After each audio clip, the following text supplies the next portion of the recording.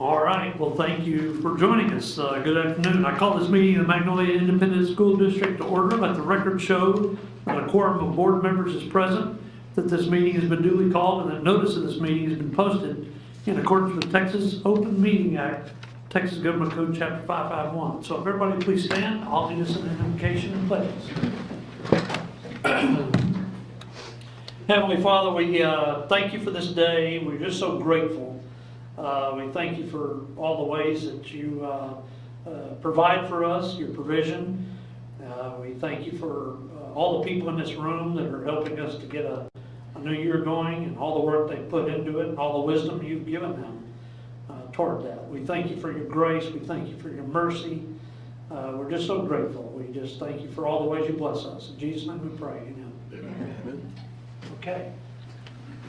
I pledge allegiance to the flag of the United States of America and to the republic for which it stands, one nation, under God, indivisible, with liberty and justice for all. Honor The Texas flag. I pledge allegiance to thee, Texas, one state, under God, one and indivisible. Okay, thank you. Okay, Ms. Hinkleman, anybody signed up to speak? All right. Okay, and Dr. Morris is with us. Obviously, we're not going to have a motion. This is just for discussion. So you're on deck. Let's go. Good afternoon. Good afternoon. It's not evening yet. Good afternoon. Well, thank you guys for being here. I wanted to accomplish a few things this evening or this afternoon prior to next Monday's board meeting. Give you some updates on some budget items.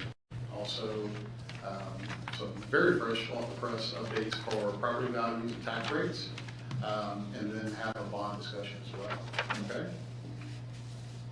And I'll go through the stuff fairly quickly, guys. I mean, obviously, having jumped out there pretty early with our compensation plan in June, the vast majority of budget consideration has already been acted on. But I did want to give you a few updates, and I think what you'll see is some other districts in the area may have attempted to follow suit with some of our compensation plan stuff, which is kind of cool as well. So.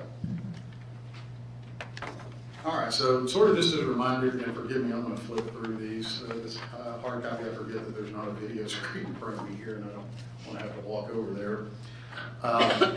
As a reminder, some of the headlines of HB2, the school funding bill, that will dictate our funding for the next 2 years. The largest item was the teacher pay increase for teachers with 3 or more years of experience. As a reminder, for districts with less than 5,000 students, 3 to 4 years of experience, teachers receive $4,000, and those with 5,000 plus receive $8,000 in the form of pass-through money from the state of Texas. So for us and most of our competitive districts, over 5,000 students, for 3 to 4 years and 5,000 for 5+ years. Okay. A couple of other small increases, relatively small in the basic allotment, some adjustments for fixed local cost, some new special ed dollars, and things of that nature. But the reality is there's really very little increase in overall revenue beyond the pass-through money. Okay? So, as a reminder,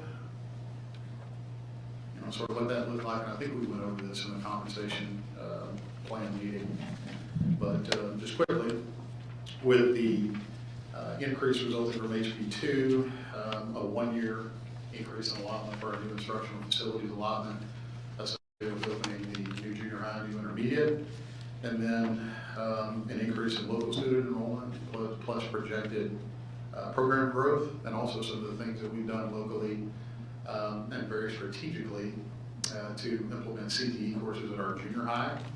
You can see the total increase in revenue was a little over $11 million. Then, obviously, we have the known and required expenses for the pass-through allotment from the state of Texas, and also, oh, by the way, I mean, we're putting 2 secondary schools on the ground at the same time. So, the operational costs associated with that for new staff and also for operations utilities is approximately $5 million. So at the end of the day, after all that, we had roughly $3 million to focus on additional raises for our staff. So as a reminder, this is sort of the key components, and I'll get into some of the specifics in just a moment.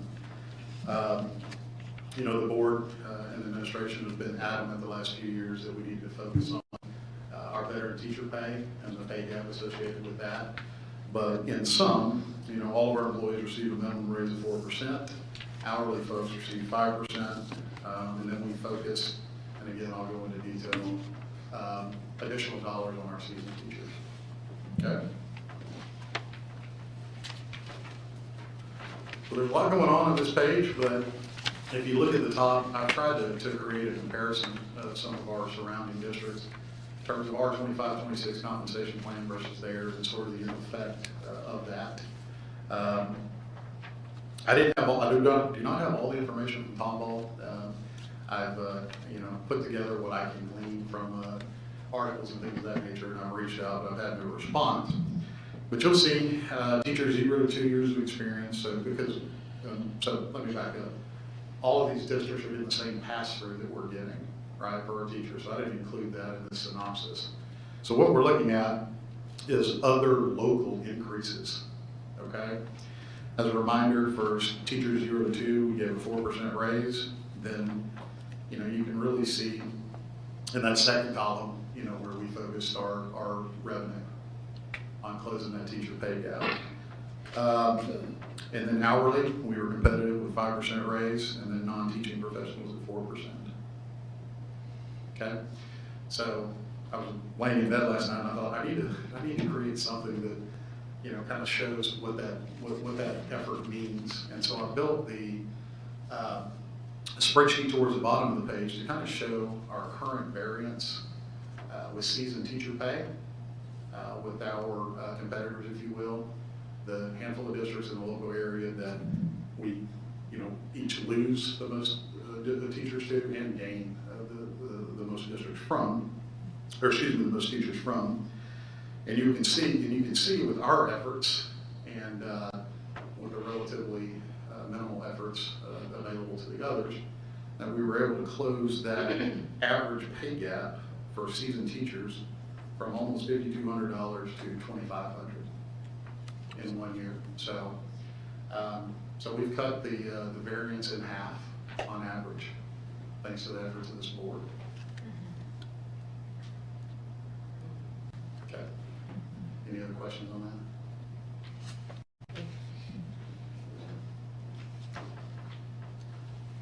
And so, what do the numbers look like? So, if the board will recall, each year the board is responsible for approving the 3 primary funds in terms of the general fund, the child nutrition fund, and our INS or debt service fund. First and foremost, I mean, what you'll notice is that we have balanced budgets in all 3 funds, and it's a very large number.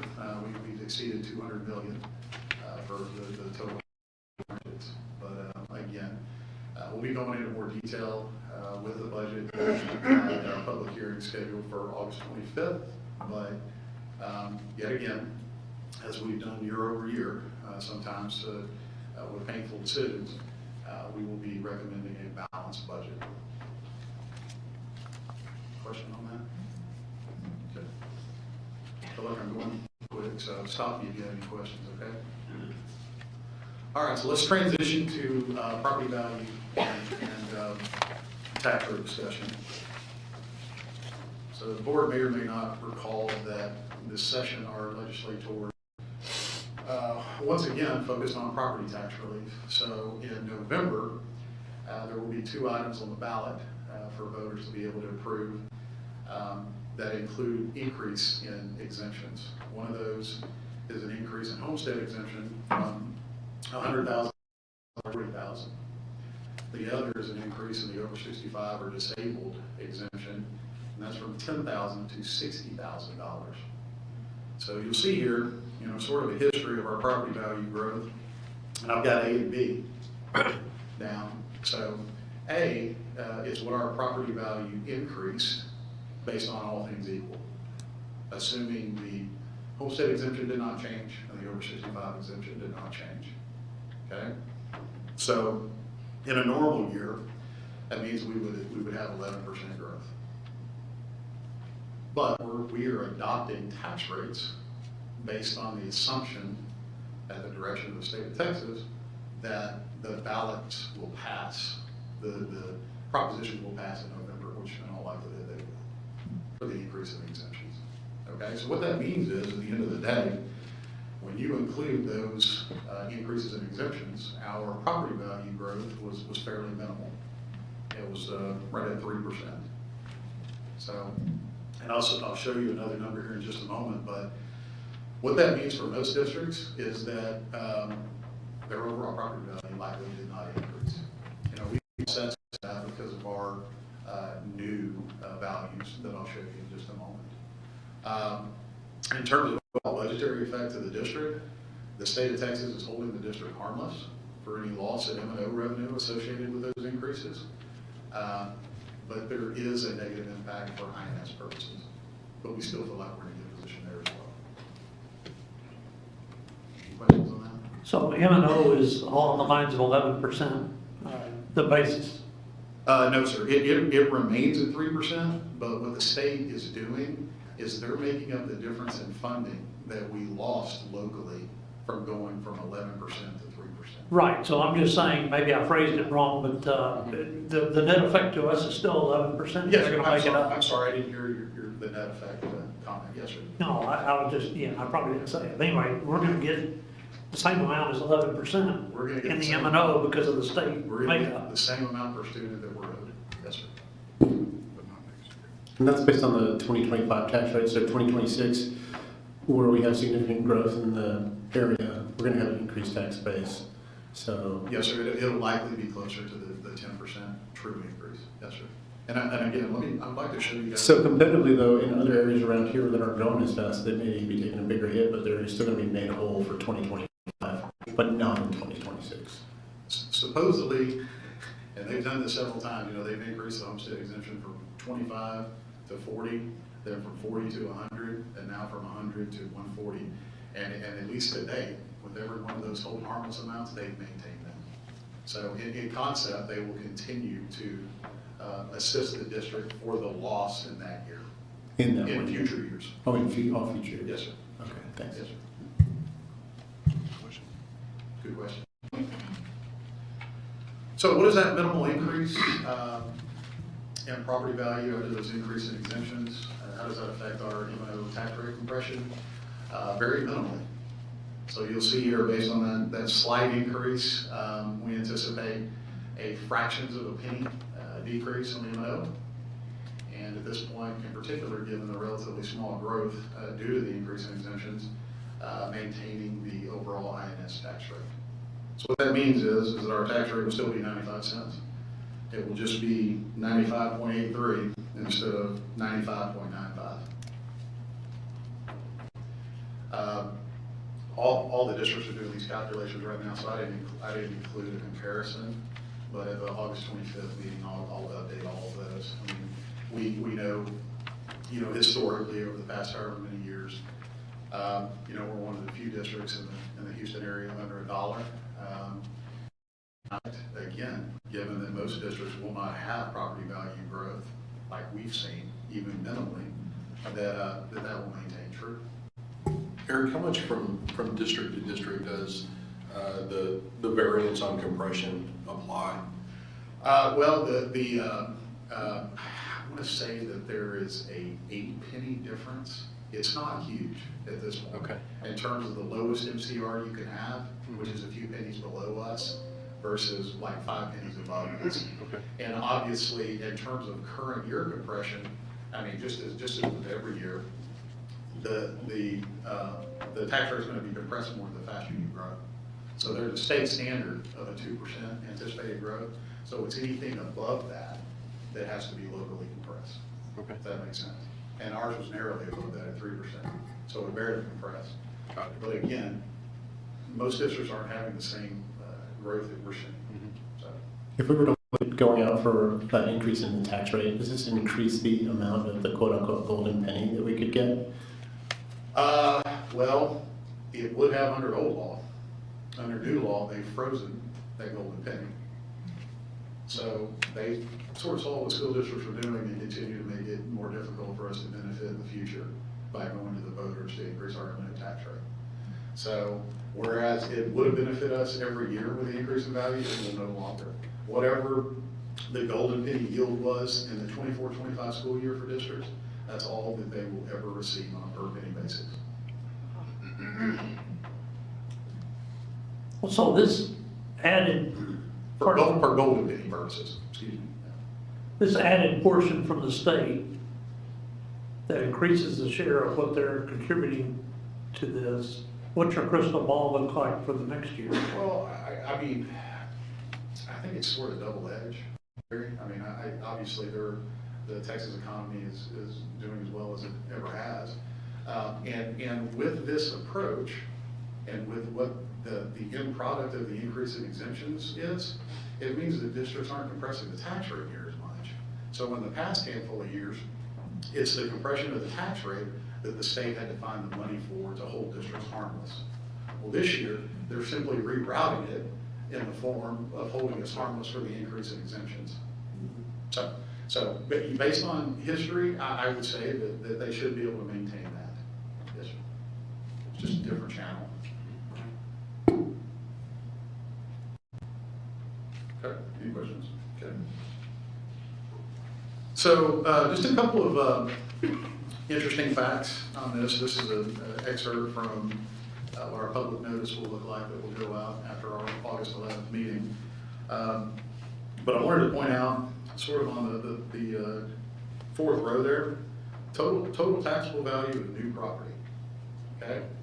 So on the previous page, you saw that our overall property value only grew $300 million. Well, our total taxable value of new property grew $734 million, which again means without that growth, we would have less taxable value. But I wanted to shine a light on that, simply to compare it to the previous 2 years. I mean, we know the growth is coming. We know that we're gaining feet ahead, but you look at last year, the total taxable value of all new property increase was only $490 million. And the year before that, it was $390 million.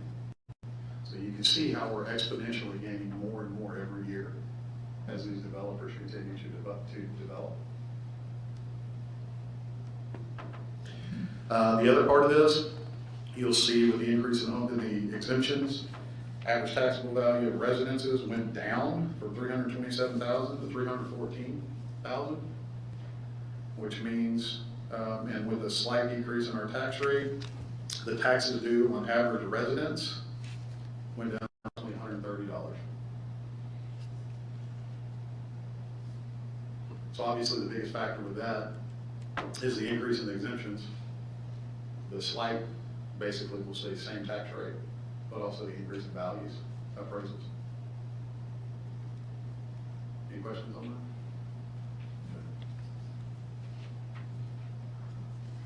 that? All right.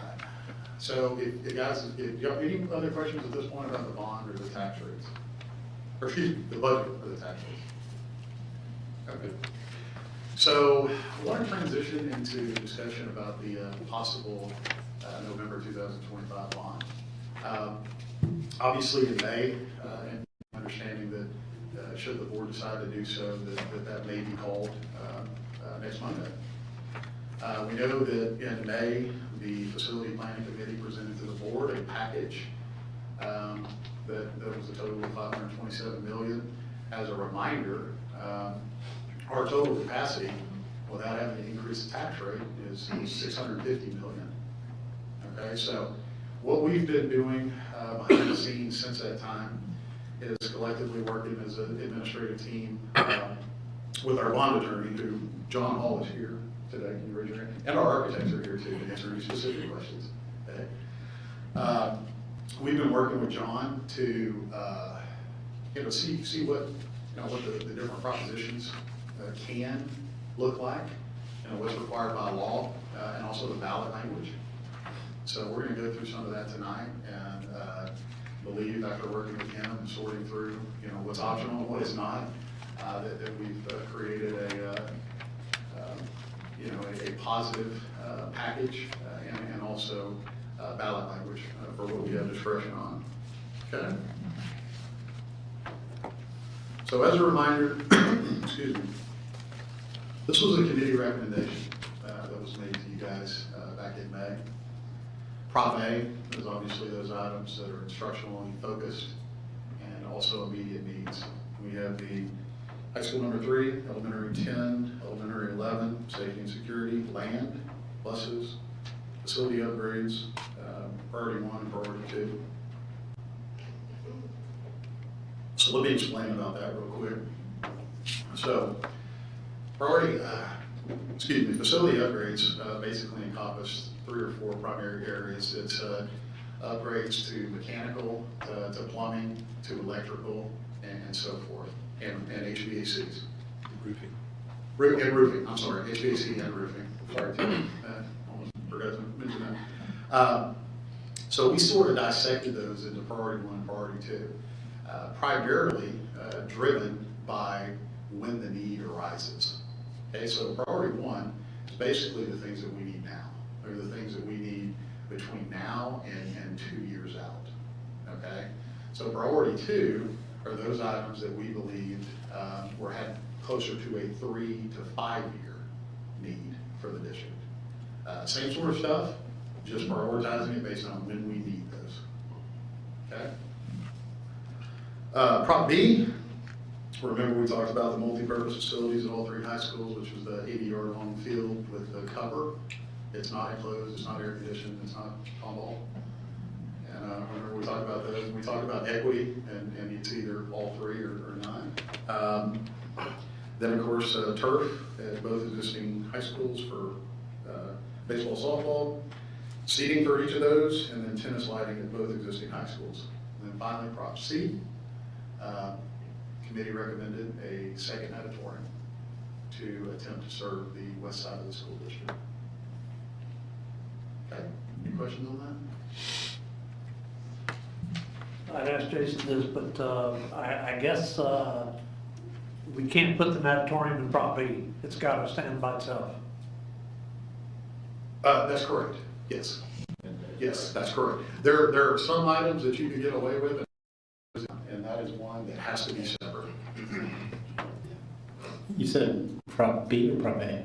Prop B. You can't put C in the B. And that's, why is that? Well, if there was nothing in Prop B, you could put it there. It has to be a complete. It has to be a standalone. Because it's an auditorium. That's the issue. Yeah. Because it's specifically an auditorium, or because it's a facility off by itself? The statutes read that a natatorium has to be in its own proposition. Fair enough, thank you. Okay, so like I said, since that time, we've sort of dissected the numbers and also. Eric, could you go back and just talk a second about the Prop B stuff? And John, if you want to weigh in, the list, the rationale for it being its own proposition and not being included in Prop A. I get why Prop C is by itself as an auditorium, but I think it'd be good to hear some of that too. I think the primary driver is it's athletically focused, except for the multi-purpose facility. We have a history of separating athletic items.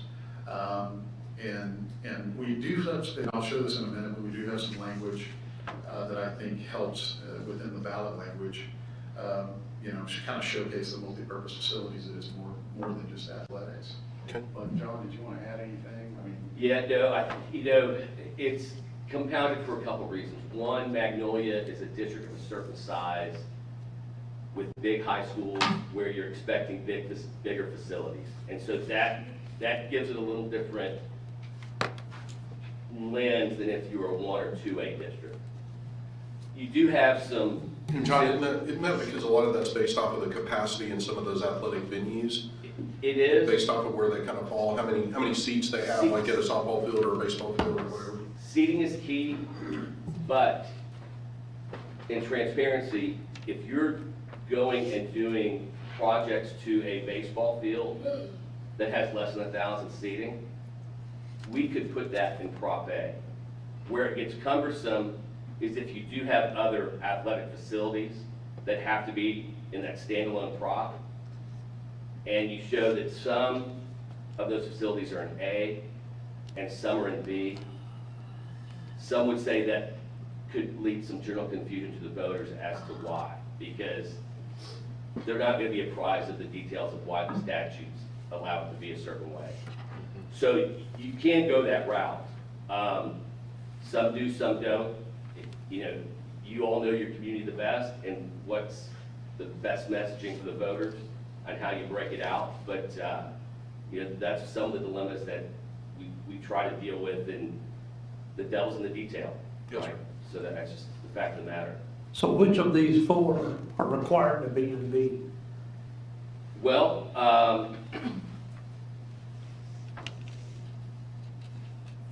the multi-purpose facilities where they are designed for fewer students at a campus versus for general core education, those types of facilities generally find themselves in their own prop. The multi-purpose gives it some flexibility of whether you want to refer to it completely as athletic, or maybe it's doing some other purposes such as athletics, band, cheer, other extracurricular activities that fall under kind of that UIL sanction and governance. You know, it can go a variety of ways. There's no, in this situation, there's no clear bright line. It's how you want to describe the facility, use the facility, and that really dictates where it needs to go, whether it is in the general prop or whether it's in its own prop.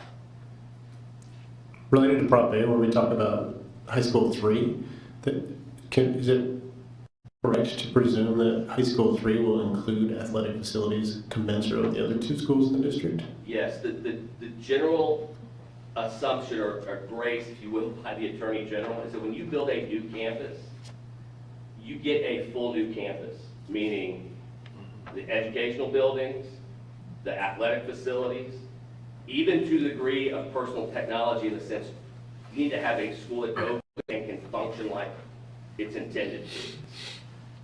But like for personal technology, if you go and want to add tablets and those kind of items for that campus, that's a line item that has its own separate prop language that you would then have to go put that in its own prop.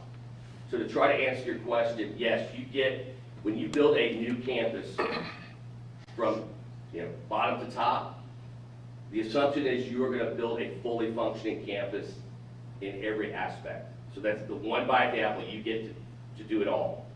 It's after that, once it's built, depending on how you're going to go back and improve it or change it, may have some implications of whether it fits into a general prop or needs to be put into a separate prop. So what I'm hearing you say is that it's okay for us to build another football stadium, but not to put a natatorium on that new campus without a separate prop for the natatorium. You have to describe the football stadium. If it's over 1,000, you have to have its own separate prop. So That's the exception. we don't have that broken out separately here. The reason we have all of these in Prop B are to elevate all the other schools. No, I get that, but what I just asked was specific about a football stadium or a baseball stadium, for that matter, where At the we're new raising the level of the existing schools to over 1,000, I would presume, based on this prop. At the new school, those new facilities would be at that same standard of obviously over 1,000 for football and now over a standard for baseball. What I just heard you say, I think, is that we have to break those two items out into Prop B. If your facility seats over 1,000, athletically, it does.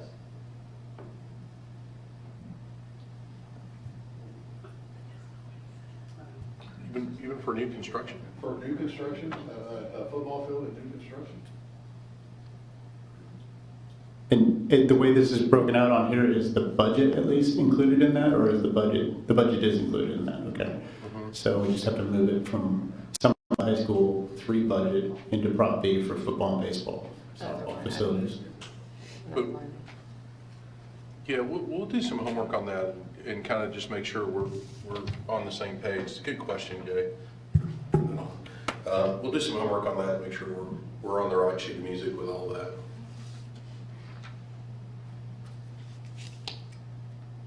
Okay, so, like I mentioned, over the past few months, we've sort of been looking at this. One of the things that we sort of put a lens on, if you will, was the priority 2 maintenance. You know, I mean, if in reviewing the items on here, if there was one item, you know, that we thought, I hate to use the word aggressive, but might look a little aggressive or reaching a little, because the needs of priority 2 maintenance do not exist until 3 or more years down the road, and we know that we're going to continue to have to go out for bonds over the next 3 to 4 years. So, this is the administrative package review, where the sole adjustment that we made, that will be up to the board to agree with or otherwise move forward, was to remove the facility upgrade priority 2 from Prop A.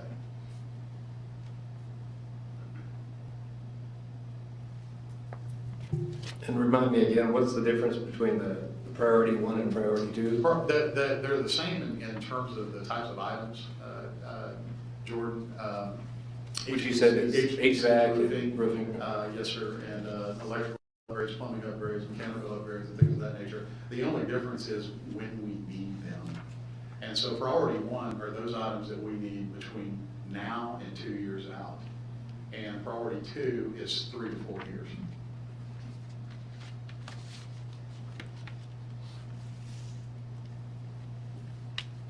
So included in this P1 is all the stuff that would be sprayed on 50. It is, but to 80, it would whatever. be applied to that which is needed sooner rather than later.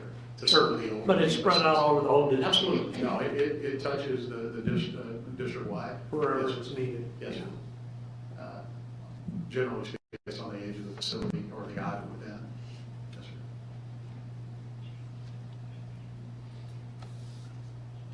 Any thoughts on that, guys? You good, Jordan? Yeah, I guess my question is, if the committee recommended it, why did we choose to not keep it in there, just for time frame? You know, again, you know, other than simply taking a step back and identifying that it's something that's not needed for 3 years, there's no other reason. And there's nothing to suggest that we can't move forward with the committee recommendation. We just wanted to bring it to y'all's attention because it was something that we thought, you know, that could wait, especially given the overall large cost of this one, you know, when you're having a high school. I think some of that just comes down to, you know, trying to get a sense of what the timing is of when you're back on a ballot for another bond election. And some of that is kind of hard to predict.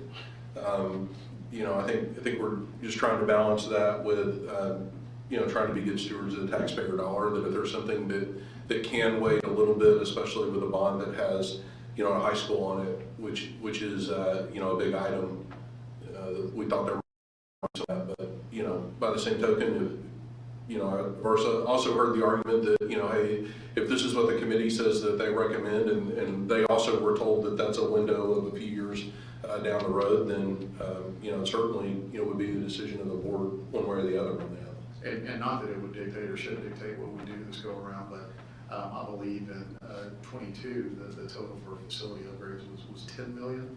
Is that right? I think it was 10 million. But you're 100% correct.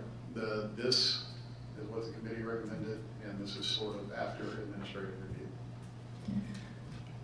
I have a question over. So I would like to see, just to have a refresher of what exactly was included in that upgrades part 2.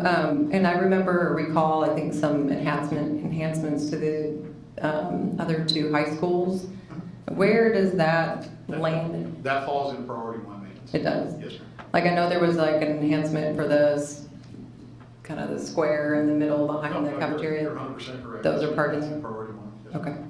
Okay, thanks. And someone's philosophy on that is those are things that would be built into a third high school from the ground up and are necessary instructional space, you know, as we see it. So that was included in Prop A on the 2 existing high schools. But it would be good to see what Prop 2 had, or Priority 2, sorry, had in it, so we know what we're delaying for 3 years for another bond. I mean, it's not like we're not gonna do it if we do it, go this way, it's just that it will be done later, right? So it'd be good to see what those items are, I mean, as a refresher, I think we've seen it as one more of the thing. same, it's more of the same, it's just dependent upon the age of the facility.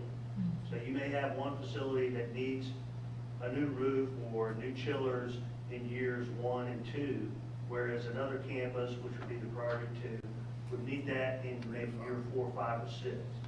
So it's really more of the same, it's roofing, it's building envelope, it's MEP, it's just staged differently depending on the age of the facility. So the scope of work is no different. And so other than It's just the timing identifying of it. which campuses are included in 1 versus 2, I mean, it's the same difference. Makes You do sense. something at Smith Elementary, and then later on, you do something at Ellisor, it's based upon the age of the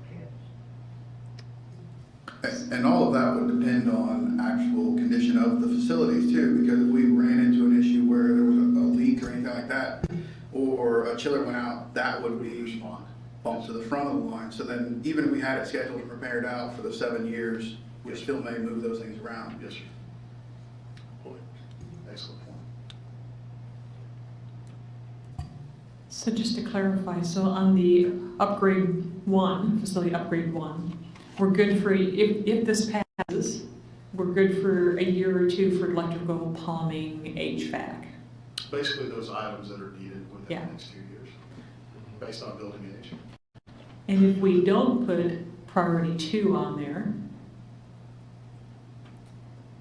like 3 or 5 years out, if we don't have a bond, how would we cover that unless we go out? That's a good You question. would, I mean, if bond savings were generated from the projects included in this, that could be used towards that. Interest on our bonds could also be applied to that. And then also trying to find local funds to do so. I think it's highly, just honest, likely that we go more than 4 years without another bond. thank you. Yes, ma'am.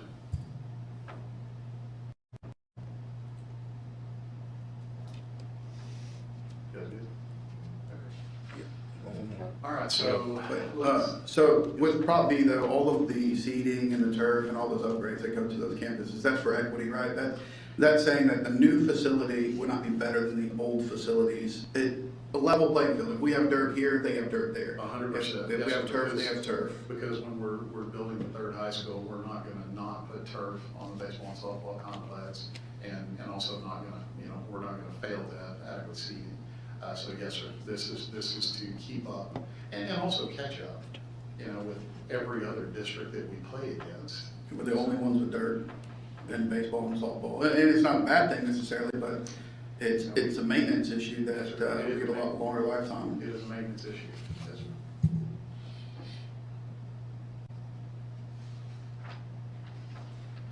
Okay, so let's talk some about proposition language and what that could look like at the ballot. The first thing, I'll try to walk through this based on the coaching from John Hall here, but the first thing, obviously, that pops out is the larger font and capitalized, this is a property tax increase. And that is non-negotiable. It is new law. There was some wiggle room prior to this legislation, and there no longer is any wiggle room. It has to be a certain font, and it has to say this precisely. That which is in, that follows that, which is in yellow, is that which is statutorily required. And the information in the green is where we have some local flexibility. Again, we've been meeting with our bond attorney and putting our heads together as an administrative team and trying to make sure that we cover the essence of what we're trying to do, and also make it look as good as it can within the parameters. I guess I'll read it real quick. This is a property tax increase, the issuance of amount not to exceed blank of Magnolia Independent School District building bonds for the purpose of designing, constructing, improving, updating, acquiring, and equipping school facilities, including but not limited to a new high school, to 2 new elementary schools, and safety and security. Eric, I'm gonna interrupt you, we can all read this. Okay. Would it be, is there any point in adding language at the bottom of the second part where we would say, after the tennis and lighting in both existing high schools, shoot, now I lost my train of thought. To meet or To meet or match, yeah, exactly, you see where I'm going? Yes, sir. To match the standard we're creating at the third high school, so that at least people understand why we're doing it. I think some of that may be possible. I mean, we'll Yeah, we can work with the language, it's permissible, it's just the artistry of how you put it in there. Yeah, and same, I guess similarly on the first one, but not limited to a new high school that will increase the standard of facility for the district, or standard of high school facility for the district, so that people understand that that's what we're doing. We're like making us better in the process. Now, I don't know for sure on the first part, but for sure on the second part, I think we should be saying something to that effect. But subject to that's something we'll look at. the better rotation. I mentioned before that we're intentional in adding some language that's in parentheses there in Prop B on the multi-purpose facility, which it states to be used by athletics, band, cheer, ROTC, and other instructional purposes. To make sure, even though it falls under an athletics heading, that folks know that it's not simply for athletics. That's good. And then finally, we added some local language to the natatorium, where we were or as precise as we can be at this point, by adding in the green to be located on the west side of the school district. Similarly on that one, it seems like it would serve our purpose to say it's on the west side of the district to serve both Magnolia West High School and the new high school, so that people know that it's not just for West or just for the new high school, but just, so I think it enhances, I don't know, that it catches a larger constituency that might be We look at that. fit the time. Okay. Feedback from you guys on that. I appreciate the feedback. Anybody else? Just feedback on the ballot language you're seeing? I guess, explain why it has to say tax increase. I know that's required, but what's the purpose of that? I don't think you want to know my short answer. I mean, it's statutorily required, that's what I know. I think it is intended to make sure, well, I think looking at it from a positive view, it's intended to make sure that voters know that this increases the school district's debt. But that's not what it says. Are we allowed to say something to the effect of, this is a tax increase, but does not increase your tax rate? Your tax rate, we've talked about that, and the answer is no. The AG just came out with an opinion to us on Thursday, exactly how that language needs to read. If there's any deviation from it, He's don't going validate your election. So can you, actual amount, can you say this is your pre-tax amount and this is your after you approve or disapprove? No. This is what it is? No, that's the language you can use. That's a great Yeah. question, sorry, I wouldn't go, you know what you know. You can always file a validation suit against the state, and it will be heard here or in Travis County. I mean, that does happen, but that's a decision, a district or a political subdivision would have to make. You're not without recourse to contest the validity of it. Well, basically then what our broadcasting to our community is to, and I say it to everyone I talk to about future bond, is that we're really not increasing our tax rate. Even though it says that, I say the simple number is this is what it was and this is what it will be, effectively, if you vote yes or no, truthfully, right? Yeah, So the state takes, this is their logic, their perspective. The language says this is a property tax increase, not a rate increase. If you didn't issue the bonds, you wouldn't issue debt, that would be less property taxes. Now, whether you say it's for the current particular year or over a longer period of time, that's probably a semantics issue, but the state takes it as you're levying a tax to increase property taxes over a long period of time. And that's what that's for better or for worse, what the capitalized words are intended to try to address. Well, I don't think this is a new thing. I mean, we've had to do this for every other bond. It's just now it's big font, bold, and Yeah, capitalized and all that mess. The difference is, Senate Bill 1025 is the reason for this evolution, is they had seen other political subdivisions trying to add clarifying terms, have all the font the same, a variety of strategies to try to maybe soften the message or soften the potential impact of the words that are all capitalized. This session, they said, we're going to make it very clear on exactly how we want it. And that's exactly what they did. Because too many people were changing it or morphing it into something different. Correct, Yeah. correct. Well, and I look at Denise over here. I mean, this is really incumbent upon us to educate everybody on these things that we're talking about that aren't on this language, because if we don't, people go in there and do exactly that. Just to piggyback on that, I think our job and Denise is to make sure that we needle this in correct as much as we can for the ballot language, but we have to educate our voter base on this conversation right here. And I think that's our big job of what we have to do. Every time.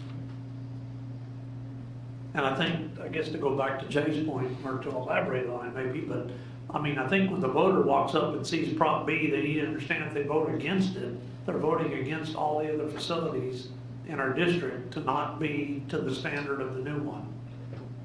I mean, somehow that needs to be clear, something like, I don't know how to word, I'm not the person to come up with the elaborate wording, but somehow where they know that, hey, we're voting against it, then you're voting against Mag High and Mag West to have all the amenities that the new high school will have. No, I agree with you. And, early on, the conversation between Eric and I focused on what we could control, and that's the green language. I think previously, for better or for worse, and wasn't here, that option was not provided to you as an option previously, that you had some latitude on trying to bring this to life. And I try to use the example of the voter who is busy for the next 3 or 4 months, isn't able to attend some type of meeting, town hall meeting that explains all the projects, is traveling a lot to where maybe they're not getting the informational flyer. But when they go to vote in November, that ballot which brings to life the projects that are being included in those propositions. And the challenge is getting the artistry of the words right to capture what you all want to see, what the district, the architects are trying to bring to life. And we have to have that when we vote, when you vote on Monday. So I would just encourage, this is part of the process, and I love the debate. I've been to, So does this language need to be in concrete come Monday? yes, you have to agree on the amount and the ballot language, and that's what the ballot language Which is why we're in here today. How limited are we then to what extra rhetoric we can put in there? Can we put something like to the effect of our current high schools are expected to reach capacity by 2027, that our current, because our current elementary schools reach capacity by before, at the time these schools are completed, anything like that? Can we do that kind of thing? I have not seen that approach. I'm not saying you can't. What you do have to guard against is language. Saying something about the tax rate. Electioneering, or not stating something more than the fact versus an opinion. And so that's what you're weighing with the language. And I guess in some respects, I'm the referee and saying, hey, I think you're going to get some pushback, or the AG's not going to accept that ballot language once even if you pass it. But the law clearly states you can't have any type of electioneering, whether it's in the ballot or anywhere else. So that's really probably the barrier. I think other practical components to it is how much do you put in there, and it drowns out the message. And I know plenty of districts that have attempted or embraced using the extra narrative to bring it to life. They weigh as to how much detail is needed, or is brevity and being succinct have more impact? Well, at some point, the big block of text gets skimmed through. I Right. tend to agree. And I don't know, I mean, I think, I mean, it's debatable where that line is, but somewhere it gets too wordy where they just skim it and they aren't reading that stuff anyway. They see a dollar amount, they're like, that kind of looks like, and then they hit the button. But, I mean, there is a balance in there somewhere, I would think. And I will say it differs, in my opinion, from community to community. You guys know your community the best. I've seen districts not want to put anything and say, give us the shortest ballot possible, because we'll lose them if it gets too wordy. It's truly based on what you think serves. Well, I don't think we're trying to get too verbose. I just think it ought to be crystal clear if somebody Right. hadn't been paying attention, and they walk in there in November, what they're voting against if they vote against Prop B. Well, and maybe some of that too, for clarification, is the new high school plan to have all the advanced, just say athletic facilities, right?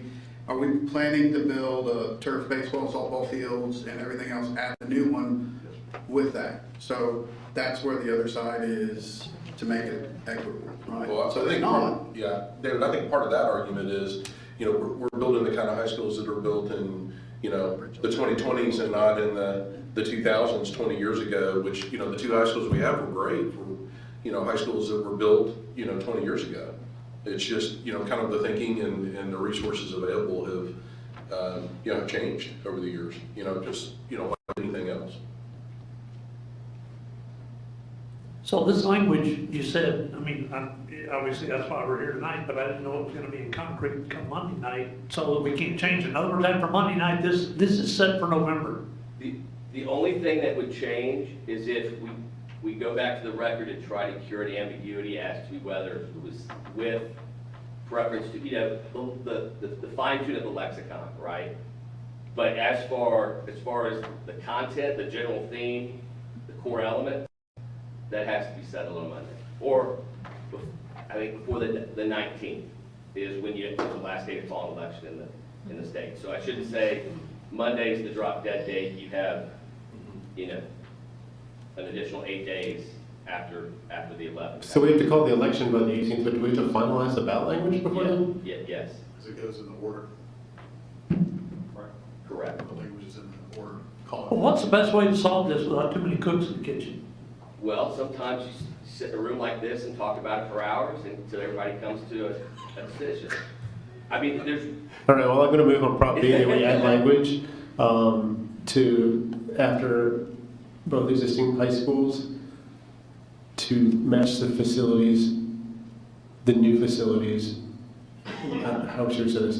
The facilities, the new, I mean, should we do this now, or do we? let me caution here, this is not an action meeting, this is a Right. workshop. Okay, well, I would suggest that we add to match the facilities of the new high school, something similar to that, right? I think we Yeah, can leave it to it's the gotta be. administration to figure out exactly how to word that.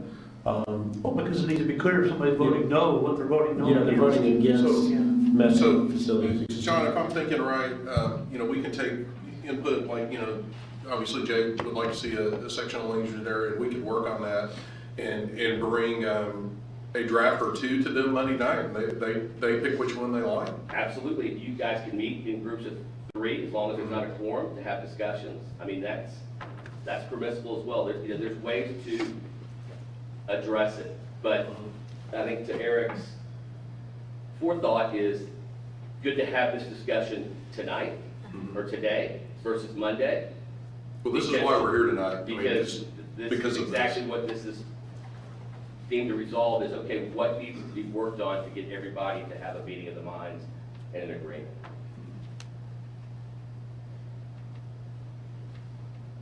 We have till the 19th, correct? Yes, sir. So, I think we can take some of the suggestions and questions and ideas, and we can work on some draft language and kind of see where it goes from there. And so we walk out of the room Monday night, it's not a done deal, but we've got a few more days to mess with it if we need to. Yeah, the only caveat is, let's say you don't have a resolution on Monday night as far as an agreement of what the language is. You've got to post 72 hours, right? So then your next meeting is 3 days from Monday. And then if you wanted to, so you got to start kind of figuring out, we need to post the agenda for any future meetings to cover with the business that the district needs to act upon. I saw you looking up on your computer. Were you able to get clarification on the stadium question? It's what I said before. So does that go in Prop B then, if we do it, or does it go in its own separate prop? Depends if it's 1,000, right? So, if it's over, Football. can a high Football school field. have a football field? Yes. Practice field is what would be considered. If you're gonna build a stadium over 1,000, it's like the auditorium. It goes into Its own separate. So we'd have to have one for football and one for baseball, softball. Well, no, they don't have 1,000 at baseball. Again, you could have, if baseball and softball are under 1,000, they can be in general. Okay. Well, if they can be in general, then why do we have to break out the baseball and softball? You don't. Well, Oh, okay, but we did that as part of the. We did that got it, because got of it, got it. grouping as a Yeah, category. yeah, got it. We'll definitely look further into that as well. Well, I'll just say this, I think, we can take the input from tonight. I mean, this is why we wanted to have this meeting. It felt like it was important. There's a lot of moving parts to this and a lot of things that I think, you guys need to be able to give input on and also be able to, feel comfortable with either one way or the other. And so let us kind of take the input and regroup, talk to John kind of about next steps. And then we can follow up with you on maybe what's next even before Monday. And start trying to work to put a finer point on some of these questions and especially some of the ballot language. If that sounds okay. So it's permissible to send us a couple of drafts to chew on between. Well, I think you guys can give us input on things and obviously the one thing you don't do is you don't vote on anything or anything like that outside of a meeting that's posted with an agenda item.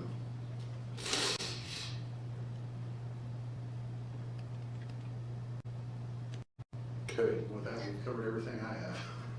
So any other questions or final comments on this that you guys want to put on our list to do homework for?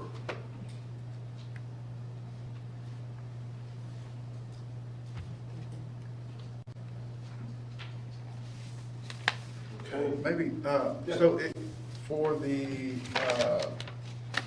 facilities upgrades on the second side, is there a reason that we have to be at the 20 million to do that? Or is there some reason where we could say, look, let's put a contingency in there for X amount of dollars in case we don't have a bond in the next 4 or 5 years?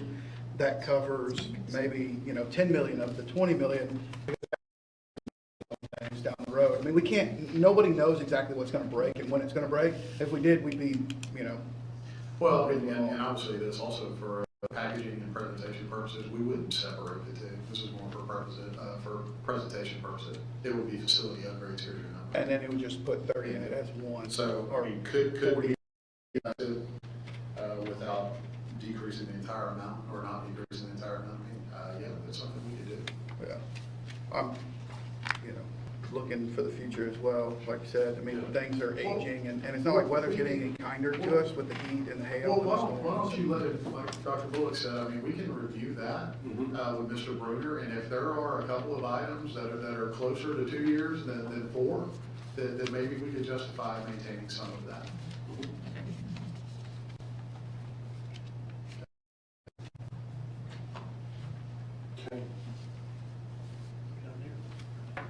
Okay, no more questions? We need a motion, we adjourn this workshop. Motion by Sonia, second by Jay, all in favor? Meeting adjourned, budget workshop adjourned. Thank you, time is 5:30.